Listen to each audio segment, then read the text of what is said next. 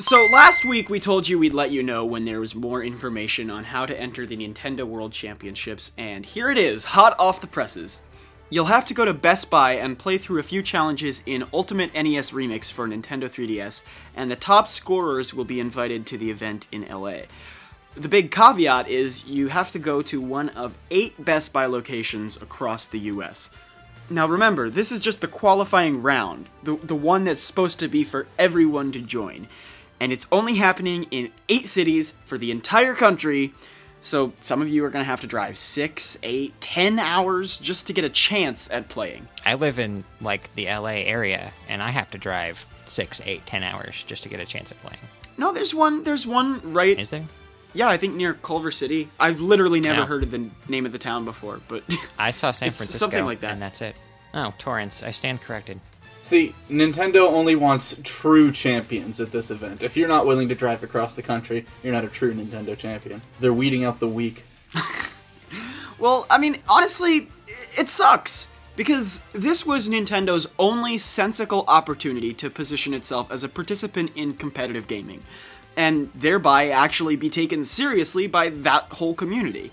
It's a great strategy for publicity and for popularity, even in the mainstream gaming culture. I mean, games like Dota, League of Legends, Street Fighter prove this to be true. And to get games like Smash Bros, Mario Kart, Splatoon in these crowds would be huge for Nintendo, and they're a company that's in desperate need of something huge. They dropped the ball hard. I think this is a bad choice as well for the game selection, just because now you're basically fueling this entirely on the nostalgia of, the Nintendo World Championships from 25 years ago. And I don't think, like, anybody who participated in those is probably going to be driving 6 hours to participate in these ones. Except Fred Savage. Yeah, except for that guy. So, yeah, like you said, Nintendo finally has a lineup of pretty good competitive games, and they actually could, make a scene here, but instead they're just kind of going with this weird nostalgia thing, but it's nostalgia on 3DS, and... Right, well, though, the whole thing just screams out of touch. Ultimate NES Remix on Nintendo 3DS, clearly they're trying to harken back to the original World Championships, which was in the NES days, but gaming is so different now, especially in competitive environments. If you're launching a championship tournament in 2015, you can't base it on games from 1985. That's not nostalgic, that's insane. And then 8 locations, do you want to discourage people from going?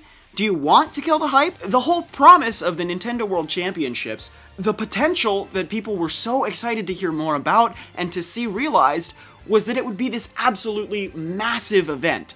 And here we are with NES Remix, with 8 locations. I cannot think of a faster way to kill hype and to set yourselves up as the laughingstock of people who take contemporary gaming seriously. I'll be honest, my expectations were never really that high.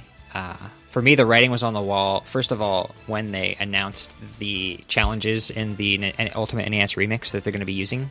And also, when they announced that it was going to be taking place, before E3, but they announced that less than a month before E3, people have to have time to prepare for things like this. Nintendo has to have time to prepare for things like this. It's sort of telling, too, that the theme of their skit was Reggie brings in a kid to start running Nintendo, because that's how this whole thing feels. Also, that's how a lot of Nintendo has felt lately. Well, yeah, you see their advertising too, and that underlines it for you.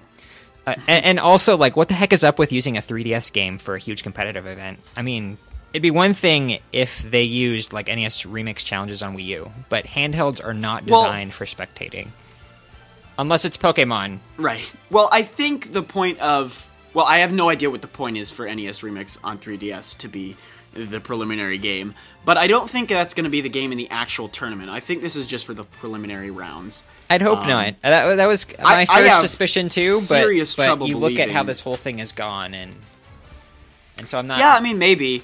Not that confident. Yeah, we'll see. I will say, you look at the 3 games, they're all Mario games. This is the year of Mario, the 30th anniversary. And in the Wizard, I think I said this last time, they announced basically Super Mario Brothers 3. So, I'm thinking it's just a giant publicity stunt to announce a new Mario game. The That's thing just is, me. though, if you're going to do a publicity stunt, it has to be interesting so that you It should actually be a get worthwhile one. publicity. Yeah, definitely. This is like, have you seen Rat Race? When they say the line, a secret publicity stunt? That's basically what this is. Yeah, well, it seems like a token effort. I mean, you just look at how this is shaping up. You look at how it's not as widespread as anyone would have wanted it to be if it were actually taken seriously. It just screams PR event and not serious gaming competition.